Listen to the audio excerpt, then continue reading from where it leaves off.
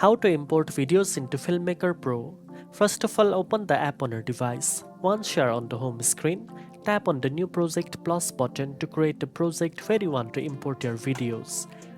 Then tap the plus button again at the bottom left corner. You will see an option to select videos from your file manager or from the app's built-in default videos. Browse through your folders and choose the video clips you want to import. You can select a single video or multiple clips at once depending on your editing needs. You can also rearrange the order of your clips before importing if you want them to appear in a specific sequence.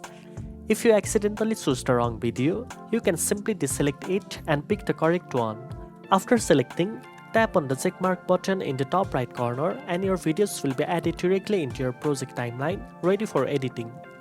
If you are already in the editing phase and want to import videos, simply tap the plus button at the bottom left and add them easily to your timeline. You can now trim, cut, add effects and make adjustments to your imported clips without any hassle. Now you know how to import videos into Filmmaker Pro. If you found this tutorial helpful, don't forget to like, share and subscribe for more video editing tips.